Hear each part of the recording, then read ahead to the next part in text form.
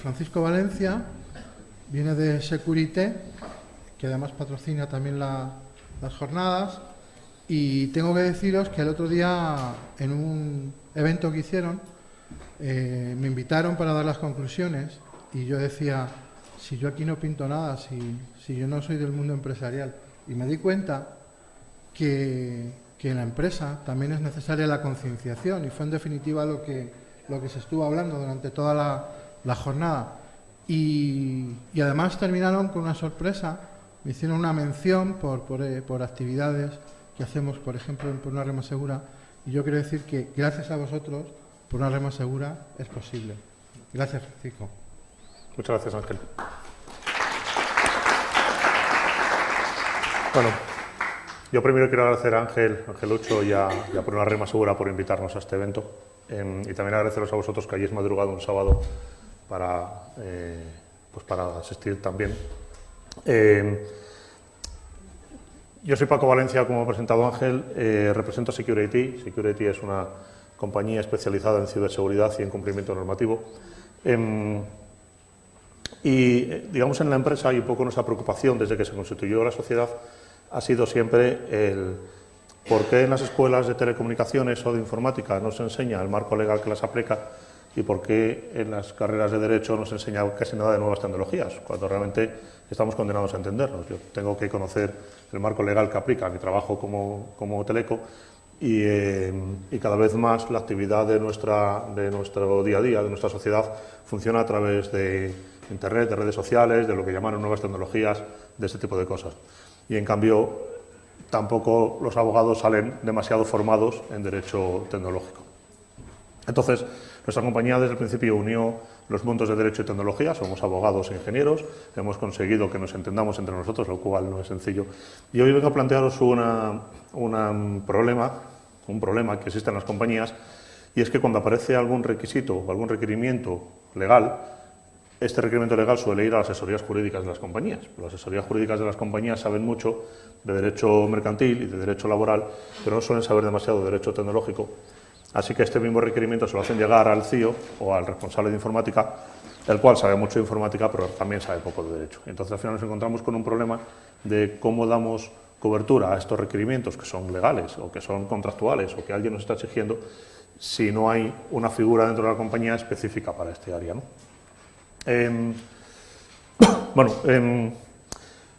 Lo primero que yo planteo, o lo primero que planteamos es si en la sociedad o en general en las compañías, o en la sociedad en general, en los menores, en donde sea, si existe una falsa sensación de seguridad. Yo creo que gracias a estos foros se empieza a quitar esta falsa sensación de seguridad, pero yo aún oigo a mucha gente en su casa decir, bueno, a mí no me puede pasar nada porque tengo un antivirus gratis que me bajé el otro día, así que a mí no me pasa nada, ¿no?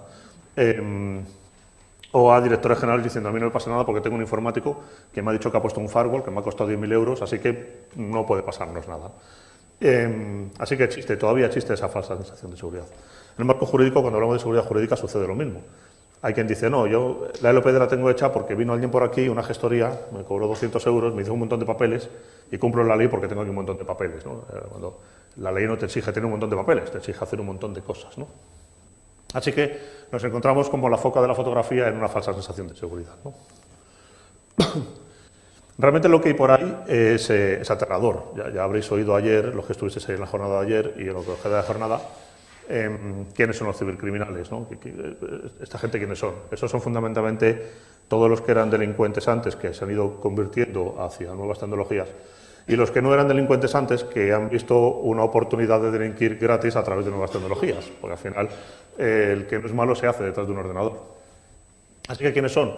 Los activistas, que antes encadenaban desnudos en una central nuclear y ahora resulta que se ponen detrás de un ordenador a luchar por sus ideales, más o menos cuestionables, pero a afectar, pues, por ejemplo, a centrales nucleares, ¿no? No es lo mismo encadenarse desnudo en una central nuclear que lanzarle un ciberataque. Los ciberterroristas, pues antes los terroristas era absolutamente denigrante, pero iban a uno y le pegaban un tiro. Ahora utilizan las redes, ahora utilizan las nuevas tecnologías para hacer captación de nuevos terroristas, pensar en el Estado Islámico. Utilizan financiación que proviene de los ciberataques y de la ciberdelincuencia para poder financiar a la propia actividad, ¿no? El Estado Islámico recibe unos 500 millones de euros al año provenientes de la ciberdelincuencia, es decir, es una fuente de ingresos para ellos. Los delincuentes tradicionales que antes en el metro te robaban la cartera para intentar copiarte la tarjeta de crédito, ahora las copian tarjetas de crédito por miles, porque les es mucho más fácil hacerse un portal con un phishing simulándose eBay y empezar a coger datos de tarjetas de crédito o lanzaros un pequeño bicho con un spam para intentar capturar vuestras conexiones bancarias. Total, que ahora los cibercriminales son una industria, ¿vale? Y es algo que ha cambiado mucho. Actualmente, antes, hace 10 años, yo recuerdo que me llamaba mi vecino y me decía que su ordenador iba lento, y yo, como buen informático humilde, pues iba allí y le miraba el ordenador, le pasaba un antivirus y decía, tienes 180 virus, no me extraña que fuera lento, ¿no? El caso es que el efecto de 180 virus en el ordenador de mi vecino solo provocaba que fuera lento. Ahora ya no es así. Ahora, como te entre uno solo, estás en la ruina, porque al final ese uno intenta cifrarte los ficheros, intenta robarte información, intenta chantajearte, etc., ¿no? ¿Quiénes son los más atacados? ¿A quién intentan atacar estos cibercriminales? Pues allá donde hay dinero. Bueno, pues uno puede pensar en banca, por supuesto, pero también hay muchos más entornos, porque la información vale mucho dinero. Así que intentan atacar pues, infraestructuras críticas, centrales nucleares, aguas, transporte, energía, etcétera, a las administraciones públicas, porque evidentemente es un control que quieren disponer, y a empresas de todos los tipos, bueno, empresas de industria, empresas de información, empresas que manejan datos, porque al final lo que esta gente quiere robar son datos. Solamente el año pasado hubo 80.000 impactos denunciados graves en empresas. Esto es más que, esto fue en 2015, es más que en el resto de la historia de la humanidad toda junta. En 2015 se produjeron el mismo número de ataques que en el resto de la historia de la humanidad. Y todo apunta a que en 2016 va a pasar lo mismo, es decir, el crecimiento es exponencial, ¿no? Y los principales ataques son aquellos que producen alta rentabilidad, son ataques de denegación de servicio distribuida, pues ahora es fácil, el otro día un cliente nuestro, el otro día no, ya hace unos meses, a un cliente nuestro, que no lo era antes, le lanzaron un ataque, le pararon la página web y le llamaron por teléfono y dijeron, si me pones 20.000 euros en esa cuenta bancaria te la libero. Y el hombre pagó, porque no podía estar sin página web ni un solo momento por su propia actividad, ¿no? Por la actividad de su negocio. También el ransomware, ¿no? Te cifran todos los ficheros de tu ordenador y te mandan una notita de si me pagas 300 euros o 400 o lo que quiera el hacker, pues te lo libero. Es decir, alta rentabilidad en muy corto plazo. Eso fue fundamentalmente lo que buscan.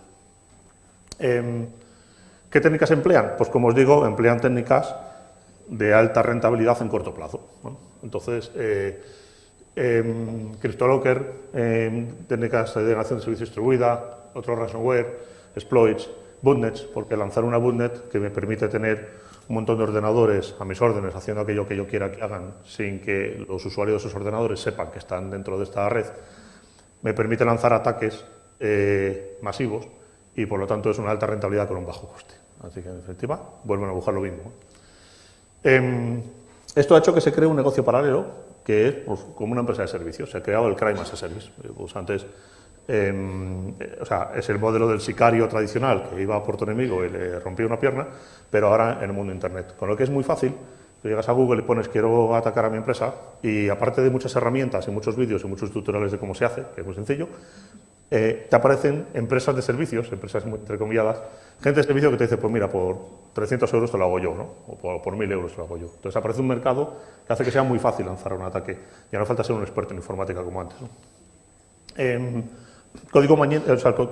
malware, los virus, troyanos, gusanos, exploits, etcétera, sigue creciendo de manera exponencial. Actualmente están en 100 millones de muestras. Ya hay tanto software malo como software bueno. De hecho, dicen que ya ha superado el número de muestras de software malo, ya es mayor que el del software bueno. Y hasta los antivirus empiezan a plantear un cambio en su forma de funcionar. Y es, en vez de una lista de todo lo malo, tengo una lista de lo bueno. Y si no estás ahí, no te ejecutas. Pues parece que va a ser más fácil, ¿no? Y la forma de llegar al usuario sigue siendo fundamentalmente spam, porque es una forma de yo hacer mi bichito y que llegue a mucha gente. De nuevo es rentabilidad a bajo coste. Se utilizan muchas redes sociales, sobre todo para atacar al eslabón más débil de la sociedad, fundamentalmente a niños, para robarles fotos, para robarles vídeos, para robarles, en definitiva, su información. Para eso se utiliza mucho ingeniería social usando redes sociales. Y aquí no están porque no son lo más masivo, pero sí lo más peligroso son las temidas APTs. Los APTs son malware realizado específicamente para un entorno, solamente vale para cuando tú eres cliente de Caja Madrid y trabajas bajo cierto patrón de funcionamiento solamente para eso, pero tiene muy alta efectividad. Son ataques dirigidos, ¿no? Bueno, el problema es que la experiencia me dice, cuando yo voy a una empresa o a un particular, me da igual, y le pregunto cuántas veces un hacker te ha creado problemas de información, te ha costado dinero, no es algo que haya sucedido tanto. 80.000 veces denunciados en España, que son los graves, son muchas. Pero lo que más me encuentro es que al informático se le olvidó hacer la copia de seguridad el día que se rompió el disco accidentalmente, que la Agencia de Protección de Datos nos ha puesto una sanción porque resulta que tiramos unos currículums a la papelera sin saber que no se podía hacer, que la alta dirección dice que no invierte ni un solo duro en mejorar los sistemas que están obsoletos y eso crea averías y crea pues otros problemas que los informáticos entienden, pero el negocio no. En definitiva, lo que me encuentro es una falta de procesos de gestión de la seguridad interna. Me encuentro que casi siempre hay errores humanos, empleados descontentos, que son los que crean los daños, o mal formados, incumplimientos legales, que no hay plan de continuidad de negocio y cuando pasa algo estamos mucho tiempo con una risa boba sin saber mucho bien cómo salir del bache, cómo salir del problema, que no hay medidas técnicas suficientes. En definitiva, lo que me encuentro es que dentro de las compañías el hacker es casi el menor de los problemas, ¿no? Es la excusa, pero casi es el menor de los problemas. Fundamentalmente lo que sucede es que la organización no ha hecho una valoración de activos adecuada, es decir, no sabe lo que tiene. Y si no sabes lo que tienes, difícilmente vas a saber cuánto invertir en protegerlo. Yo no sé si 100.000 euros en un firewall son muchos o pocos, porque no sé cuánto vale mi información. Bueno, invertir 100.000 euros en una información que vale 20.000 no tiene sentido. Por lo tanto, lo primero que tengo que hacer es valorarla. Y para esto tengo que saber qué información tengo y ser capaz de darle un valor.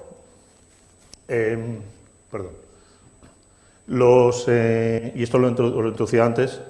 Para temas legales, las asesorías jurídicas de las compañías saben mucho de derecho mercantil y de derecho laboral, pero no saben mucho de derecho tecnológico. Por lo tanto, incumplimientos en temas puramente tecnológicos, como protección de datos, por poner el ejemplo más claro, son continuos, ¿no? Y además, no hay mucha formación y no hay mucha concienciación, porque esto que estamos haciendo aquí dentro de las compañías nos hace demasiado. Como mucho te dan un papel cuando entras diciendo que prometo y juro que no le voy a decir nada a nadie, pero claro, 10 años después aquello Dios sabe dónde está, ¿no? En definitiva, no hay concienciación para las personas pierden la sensibilidad de que la información que manejan es confidencial y que su compañía depende de ello. Es un problema puro de concienciación, no que cuando hay una fuga de información, sino que se lo pregunten al de los abogados de Panamá, esa sí que ha sido apuesta. No que cuando haya una fuga de información el empleado quiera hacerla, casi nunca quiere hacerla, lo que pasa es que él ha perdido la sensibilidad de que eso es importante. ¿Qué impactos tiene un ciberataque? Cuando hablo de ciberataque no me refiero solamente al hacker, me refiero también a este tipo de cosas que suceden.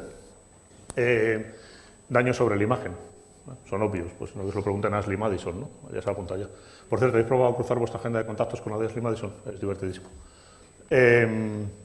Daños sobre la imagen de la compañía, daños sobre el negocio, ¿vale? Si yo tengo un impacto en mi red o en mi sistema que me impide dar el servicio con normalidad, pues habrá clientes que se vayan, ¿no?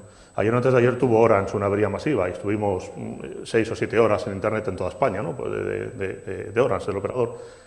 Yo no sé si eso fue un ciberataque o fue un descuido, casi seguro que fue un descuido, pero las causas son las mismas que si hubiera sido un ataque, ¿no? Sanciones y aspectos derivados del propio cumplimiento.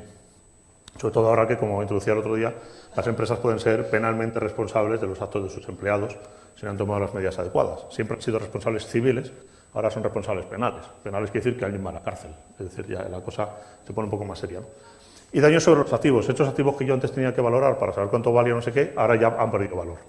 Ya no valen tanto. Imaginaros que la empresa es una industria que fabrica un tipo de motor determinado y le roban los planos. Pues su activo, que era el plano del motor, pues ya no vale tanto.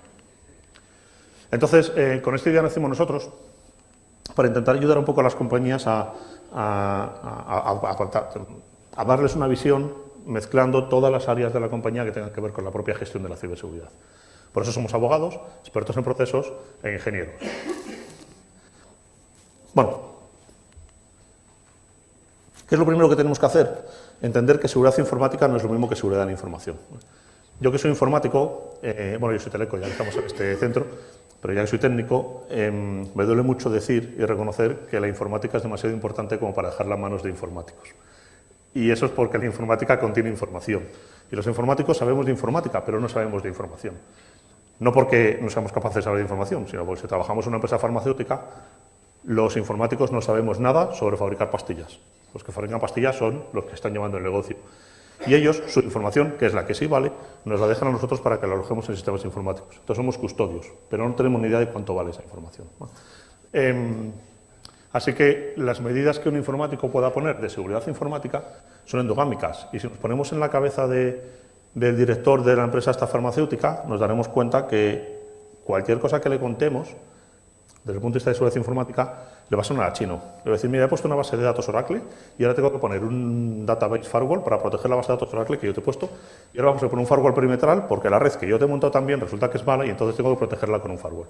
Y además, ¿has visto el PC que te he puesto? Pues ahora te tienes que gastar más dinero por un antivirus porque yo te he puesto un PC que resulta que es atacable, así que te voy a poner otra cosa, y eso a él le suena todo a chino. Todo a chino, le da igual. Porque si yo soy el CEO, si yo soy el director general, digo, oye, pues pongo un PC que no es atacable y si no me tengo que gastar dinero en antivirus, ¿no? Pero todo eso es problema tuyo, todo eso es problema del informático. Su problema está mucho más arriba, su problema es problema de información. Y él al final solamente quiere oírte decir, oye, si yo te pongo aquí ficheros con mi plano de mis pastillas o con mi esquema o con mi información que es confidencial y que es sensible para mi negocio, ¿me la vas a cuidar bien o no? No me cuentes rollos de firewalls y antivirus porque no quiero saber nada de todo eso. ¿Me la vas a cuidar bien o no? Y ese análisis de riesgos es seguridad de la información. Bueno, entonces él tiene que proteger que su negocio vaya a funcionar pase lo que pase. Y eso tiene que ver con analizar qué riesgos le pueden pasar. Y uno de ellos somos nosotros, nos guste o no, somos el peor enemigo para las compañías en las que trabajamos desde el punto de vista informático. Otra es tener una adecuada gestión de las normativas que tiene que cumplir para poder cumplirlo, si no lo multan. Y con eso ya hacen un plan director. Y este plan director le permite saber qué medidas tiene que implantar y algunas serán informáticas y otras no. Dar un curso de ciberseguridad a los empleados no es una medida informática, es una medida de negocio. Entonces, entendemos que para que una compañía sea segura, tiene que trabajar en 4 líneas fundamentales. Una es el cumplimiento. Tiene que conocer qué leyes la aplican y qué es lo que tiene que hacer con ellas, ¿no? Pues, oye, se me ocurre protección de datos y ahora también Código Penal, que está tan de moda. Pero también la ley de telecomunicaciones para los operadores de telecomunicaciones, por ejemplo. Es una medida que tienen que cumplir y que los obliga a ciertas cosas, ¿no? Faltan 4. Vale. Otros procesos corporativos de seguridad. Procesos es que alguien, el CEO o el CIO o la alta dirección, diga, vamos a hacer una copia de seguridad cada 2 días y la vamos a guardar aquí. Y la copia de seguridad, voy a pensar quién hace mi copia de seguridad, porque este tiene acceso a los datos, ¿no? En las empresas suele darse una paradoja muy curiosa, y es que la información más confidencial de la empresa, lo más cerrado, está en una carpeta de red a la que solamente accede el comité de dirección y el becario que hace el backup. Los dos. Nadie en el medio puede ver esa información, pero el que hace el backup sí, porque llega a los discos, y la alta dirección también, porque tiene acceso a la carpeta. Claro, esa paradoja, el que hace el backup, pues si yo voy a acceder a ello, tan importante no debe ser, ¿no? Pues si me lo enseñan a mí, pues fíjate. Y ese tipo de cosas las tiene que pensar dentro de la compañía. También, por supuesto, seguridad informática, y estas ya sí son las medidas del informático, que aplica informáticamente a lo que él ha montado, ¿no? Y luego vigilancia. Es necesario saber, eso es como poner un extintor en la cocina y cuando se dispara un incendio, o sea, cuando hay un incendio, no saber que hay un incendio. Entonces, para poca leche vale el extintor. Tenemos que ser capaces de saber en el momento en el que se dispara un incendio para ir corriendo con el extintor y apagarlo, porque cuanto más tiempo pase desde que hay un incendio hasta que lo apagamos, peor se va a quedar la cocina. Bueno, por lo tanto, nos obliga a establecer mecanismos de vigilancia hacia todo lo de arriba. Bueno, vigilancia del cumplimiento, vigilancia de la seguridad informática y vigilancia de los procesos. Bueno, ¿qué cosas nos pueden pedir? Y eso es una lista de ejemplos nada más. Pues nos pueden pedir cosas como protección de datos, que además ahora se endurece bastante con la nueva directiva europea, que es de aplicación directa aquí en España, y nos dice cosas como que si sufrimos un ciberataque tenemos que notificarlo inmediatamente. Claro, ahora tú dile a una empresa que os ofrece un CRM en la nube o un servicio de alojamiento de ficheros que tenga que hacer público cada vez que le atacan, ¿no? Ya no lo hacen algunos, ¿no? Atacan a Facebook, que resulta que manda una nota diciendo cambia tu contraseña que la hemos cagado y nos la han robado, ¿no? Y antes de ayer fue con Twitter no, con LinkedIn, tienes que cambiar la contraseña en LinkedIn. Y el otro día con Slim Madison, que la llevo al cierre, ¿no? Con la de las parejas infieles estas. Y hace no demasiado con Sony, que le robaron la película y no sé qué. Bueno, Sony es un clásico, cada par de años le lanzan un ataque gordo. Pero claro, son grandes compañías y Sony publica que le han hecho un ciberataque y le han robado datos y no sé qué, más o menos sobrevive, ¿no? Pero una compañía media de este país, una compañía de 100 empleados que se dedica a fabricar piezas de motores para una empresa de coches, posiblemente no sobreviva a un ciberataque, ¿no? Bueno, ¿qué cosa nos exige? Nos decía protección de datos, nos exige prevención del delito, por la modificación del Código Penal de julio del año pasado, nos exigen ley de comercio electrónico, que formalmente es la ley de servicios en la sociedad de la información y el comercio electrónico, que dice cosas como, os he apuntado aquí a pizarra como se lo estoy diciendo, que dice cosas como, si tú te vas a una cafetería, a un cibercafé no, una cafetería, te sientas en la terraza y te dan wifi gratis, y tú te sientas allí y te pones a subir fotos de niñas usando su red wifi gratis, si eso cae en manos del equipo de Angelucho, pues igual van a por la cafetería y le dicen, oye macho, ¿dónde te estás conectando? ¿No? Entonces, seguramente tenga algún disgusto. No sé si la van a cerrar, pero seguramente tenga algún disgusto a la cafetería por el hecho de darte un wifi gratis. ¿Vale? Entonces, la ley de servicios de la Sociedad de Información y Comercio Electrónico intenta minimizar el impacto de que un pederasta o un delincuente se vaya a una cafetería y se ponga a subir fotos de niñas. ¿Vale? Ley de firma electrónica, cuando una firma electrónica es válida o no en una compañía. Esquema Nacional de Seguridad, que aplica a las administraciones públicas y que es un conjunto de medidas de un Real Decreto del año 2010, que pocas cumplen todavía, pero es la administración pública, que las obliga a establecer una serie de medidas de seguridad bastante específicas, ¿no? Y es un Real Decreto. Medidas del Banco de España, pues para aquellas empresas que tengan que ver con fondos de inversión o con la propia banca, o medidas de la Comisión Nacional de Mercado de Valores para compañías que estén cotizadas en bolsa, o de las OCH, que andaba por aquí, para las empresas que estén cotizadas en bolsa americana. La FDA aplicaría a todas las compañías de venta de drogas, de medicamentos y alimentos y que quieran llevar a Estados Unidos. Es como nuestra Agencia Estatal de Medicamento, pero con una serie de medidas bastante más claras o bastante más duras. La IPA, que afecta a las compañías de seguros, igual que tienen operar en Estados Unidos. Medidas que nos diga un cliente nos puede poner en su contrato que quiere que hagamos ciertas cosas. Bueno, pues eso para nosotros es digamos que es un requisito, es un requerimiento, ¿no? Que va al comercial y lo firma en un contrato y vuelve y se lo da al montón de gente que hay en la empresa que están ahí descabezados, ¿no? También tenemos que pensar en los procesos. Lo de arriba era cumplimiento. Tenemos que pensar en los procesos. ¿Qué procesos se nos ocurren? Puede haber 100.000. Se me ocurren alguno de estos. Establecimiento de políticas. Algo que yo siempre digo a la alta dirección es: él dice, que estoy preocupado de que mis empleados me roben la información. Y digo, pues es una preocupación sana, ¿no? ¿Alguna vez les has dicho que no quieres que te roben la información? Y dice, pues no, pues díselo, ¿no? Entonces, eso es una política. Haz un papel diciendo, está prohibido robar información, y lo cuelgas en el tablón de anuncios. Y luego ya a partir de ahí podemos empezar a ver qué hacemos para que no se roben información. Pero el establecimiento de políticas es necesario, porque si no hay una ley, no es ilegal incumplirla.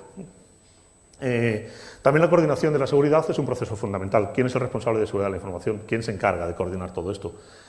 Cuando me roban información, ¿contra quién voy? ¿A quién pregunto? Procesos de auditoría para comprobar que todo está funcionando bien.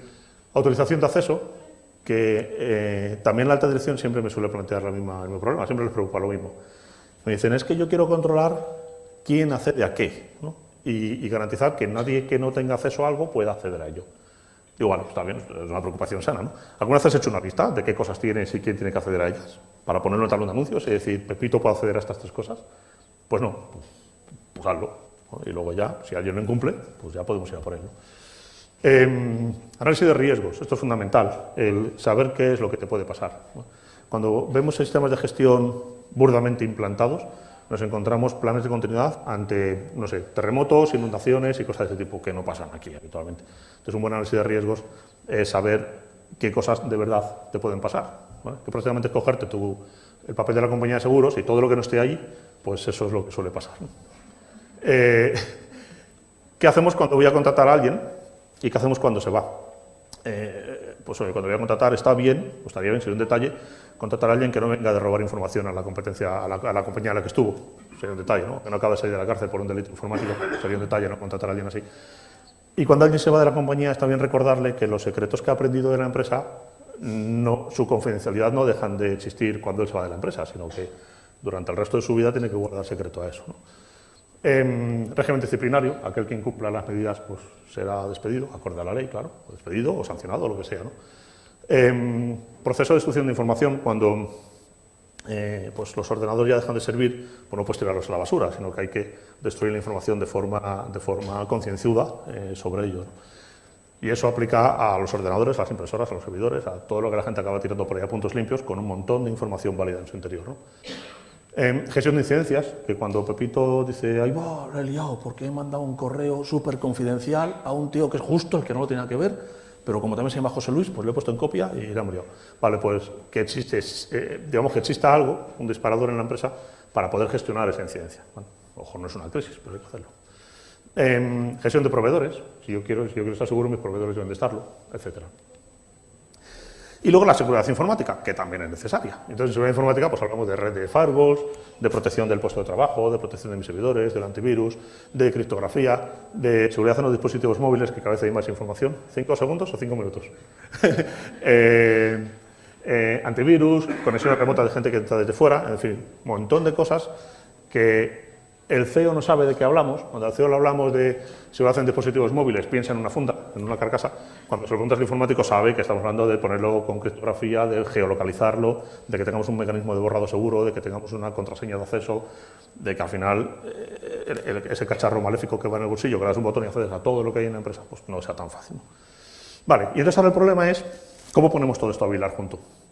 ¿Quién en la empresa dice, pues yo me encargo de esto? Y decimos, vale, pues ¿por dónde empezamos, macho? ¿Por las leyes, por la criptografía, por la seguridad informática, por los procesos, por la vigilancia, cómo vamos a vigilarlo? Tal? Claro, encontrar ese perfil no es nada sencillo. Y además encontrar un perfil de esos dentro de la empresa es bastante más difícil. Y además encontrar un perfil de esos dentro de la empresa y al que la gente haga caso ya es imposible del todo, ¿no? Entonces, se suele poner, pues alguien dice, pues lo ideal de calidad. Ya, pues vale, pues una decisión muy acertada. También se lo podemos haber dado al médico, pero el de calidad pues, está bien. Entonces lo damos al de calidad, y al de calidad, que es alguien en la empresa que nadie hace demasiado caso, que anda algo allí, pues este va a ir por ahí diciendo al informático cómo se configura un firewall. Y el informático va a ir a hacer caso. Pues va a ser que no, ¿vale? Entonces el problema es la coordinación de esto. ¿A quién se lo damos, no? Bueno, ¿a quién se lo tenemos que dar? A todos. Tienes un trabajo coordinado. Como no sea un trabajo coordinado, estamos muertos.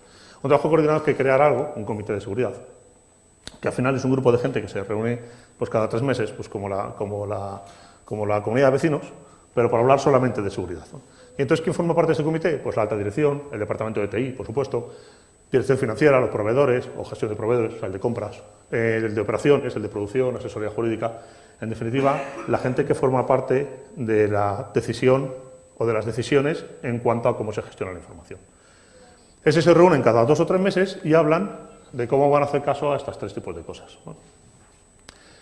Lo ideal es que lo hagan bajo un sistema sistemático, para que no sea una comunidad de vecinos, porque cada uno cuenta lo suyo, el comercial no quiere tener clave en los móviles, el de seguridad le dice que sí, y el de informática le dice que mejor te traigas tu propio móvil.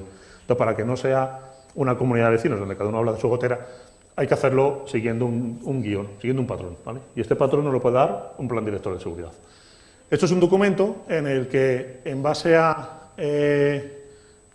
una serie de prioridades, donde la primera es los requerimientos de negocio, y la segunda, y está escrito así aposta, es la parte legal, y la última es la seguridad informática.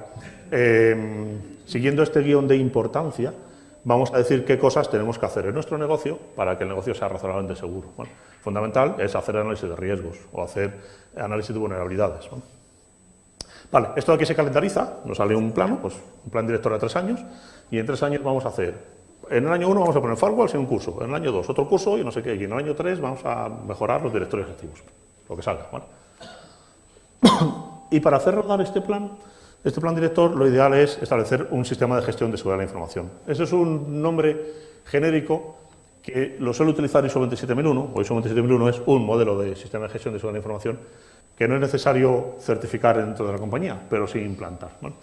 No es más que una forma metodológica de saber qué riesgos tengo y cómo prevenirme de ellos, ¿vale? Y los riesgos los voy a mirar con 2 factores. Uno es qué probabilidad tengo de que algo me suceda, qué probabilidad tengo de que se me rompa un disco, qué probabilidad tengo de que me entre un hacker, qué probabilidad tengo de que me entre un CryptoLocker. Y el SL es cuánto pierdo cada vez que eso sucede. Y entonces, si el CryptoLocker me entra 3 veces al año y pierdo 2.000, estoy perdiendo meses 1.000 euros al año por culpa de CryptoLockers. Y la medida de seguridad que implante me tiene que costar menos de 6.000 euros al año, porque si no, pues estoy atando al perro con longaniza, ¿no? Y esos cálculos y esa forma de gestionar es lo que establece un sistema de gestión de seguridad, ¿no? Que luego puede o no puede certificarse. Podemos certificar nuestro sistema de gestión conforme a la ISO 27001. Te voy a robar otro, Ángel. Podemos certificarlo conforme a la ISO 27001, que establece del libro un sistema de gestión de seguridad. O si lo que nos preocupa es la continuidad de negocio, lo podemos certificar contra la ISO 22301. O si lo que nos preocupa es el alineamiento entre el Departamento de Informática y el CEO, lo podemos certificar conforme a ISO 20000. Pero cualquiera de los 3 mecanismos y otras ISOs lo que nos van a hacer es ayudar a medir y reducir nuestros riesgos, ¿no? Y certificarlo es voluntario. La ventaja de que tiene certificarlo es que un tío de fuera viene y nos dice que lo estamos haciendo bien, lo cual pues, a uno le gusta, ¿no? O sea, o que te digan que lo estás haciendo mal. Y esto tiene problemas también. Dentro de una compañía tiene ciertos problemas la implantación. No siempre hay compromiso por dirección, ¿no? Yo siempre pongo de ejemplo una fábrica de políticos que hay en Murcia, que se llama El Pozo. Es un edificio donde entran cerdos por un lado y salen chorizos por el otro. Si nos ponemos en la cabeza del CEO del Pozo, a él le tiene que preocupar la seguridad de su información. Si no le preocupa a él, al director general, olvídate, no hay nada que hacer. A los demás nos puede preocupar más o menos, pero aquello es tuyo, macho, tú sabrás lo que haces, ¿no? Y eso no siempre hay. La segunda es que hay que juntar un grupo de personas que son una comunidad de vecinos, cada uno habla de algo distinto, que están en distintos departamentos. Existe la creencia de que esto implica unas fuertes inversiones, porque históricamente los informáticos nos han hecho creer, y yo soy informático, insisto, que los firewalls son caros, que los elementos de seguridad son caros, cuando realmente son caros o no en función de la información que queramos proteger. Bueno, es un proyecto multidepartamental y esto ya es difícil en las compañías, no siempre es lo más prioritario dentro de la empresa, no siempre se comprenden bien los riesgos, no hay formación adecuada, no es fácil valorar los activos. Esto que yo digo de vamos a hacer una lista para saber cuánto cuesta nuestra información, no siempre es fácil hacerse esta lista. No es el foco principal de la empresa se dedica a lo que se dedique y esto es como, le parece algo secundario, digamos, ¿no? Hasta que sucede algo, claro. Existen parches y cuando le preguntas así, dice, no, si yo estoy seguro, tengo un antivirus, tengo un firewall y el otro día dimos un curso, pues estamos ya bien, ¿no? Entonces son como setas puestas, ¿no?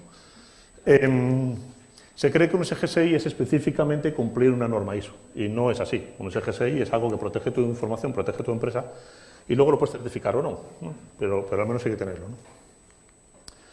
¿no? Bueno. Nosotros hemos creado un servicio que se llama Web Security, es un servicio en el que nosotros nos encargamos, somos como una especie del administrador de fincas en la comunidad de vecinos, es decir, en el que pone orden. Entonces nosotros nos encargamos de poner dentro del comité de seguridad a nuestro ingeniero, a nuestro abogado y a nuestro experto en procesos que forman parte del comité y les ayudamos a la toma de decisiones y a la organización dentro de la compañía en materia de seguridad, ¿no? Y esto sobre el propio servicio. Muchísimas gracias. Si hay alguna, no sé si tengo tiempo de preguntas, si hay alguna pregunta que quieres plantear, pues encantado. Y si no, puedo pasar al siguiente. ¿Hay preguntas? Sí. ¿Cómo le plantearías que una persona se debe decir, hablar con una persona, mira, yo varío un poquito la impunidad y yo lo que nos ha pasado a todos que nos digan ¿para qué quiero yo mejorarlo? ¿No? Si tengo 6 tuberías, si tengo 6 tales, ¿para qué quiero yo seguridad? Pues mira, hombre, si lo que tienes es un bar y no manejas información, yo hablo de seguridad de la información. Claro, o sea, si guardas información y para ti es importante, digamos que hay una forma, cuando haces análisis de riesgos, es una herramienta matemática que te permite calcular lo que os he comentado, la probabilidad de que algo sucede por las pérdidas que tienes cuando algo te sucede. Y entonces, cuando tú haces este análisis de riesgos, que es matemático, es un Excel, le puedes enseñar que, mira, la probabilidad de que te entre un virus y te borra no sé qué es de una vez cada 20 años. La probabilidad de que un empleado te robe esa información y se monte un bar al lado es de, no sé, pues una vez cada 3 años. La probabilidad de que no sé qué, entonces vas calculando la probabilidad de cada una de las amenazas que calculas y el impacto o el coste que tiene para la empresa la probabilidad de que eso suceda. Y entonces, en un ejemplo burdo, yo tengo un activo que es mi casa vale 100.000 euros y tengo una probabilidad de que se queme, porque tengo un hijo pirómano, de una vez cada 10 años. Entonces, si cada 10 años se me quema mi casa y pierdo 100.000 euros, tengo un riesgo que me cuesta 10.000 euros al año. 100.000 euros cada 10 años. Pues tendré que poner medidas que me cuesten menos de 10.000 euros al año y esa medida, imagínate que me cuesta 2.000 y ya me estoy ahorrando 8. O sea que realmente le puedes demostrar matemáticamente al empresario cuánto se ahorra por poner medidas de gestión de la seguridad de la información. Otra cosa es que hagas análisis de riesgos y no les hagan riesgos. Pues oye, pues lo hacen, no sé, imagínate una compañía de limpiezas que no maneja información. Pues a lo mejor no le aplica, ¿no? Has comentado, Francisco, el principal problema yo creo de las empresas, que no sé si es porque no lo quieren reconocer, es la falta de formación a los empleados. ¿Eso es de dejadez, es desidia de ellos? Es falta de formación a ellos mismos. Es decir, cuando consigues concienciar a la alta dirección sobre el problema de la seguridad de la información, él mismo, que está preocupado, se encarga de concienciar al resto de sus empleados. Si él no es consciente del riesgo, pues los empleados tampoco lo van a ser. En definitiva, yo siempre digo que el peor riesgo es no reconocer tus riesgos. Ese es el problema. Digamos que por eso no lo hacen. No es un tema ni económico, ni porque esto no tiene coste casi. Vale, pues muchas gracias.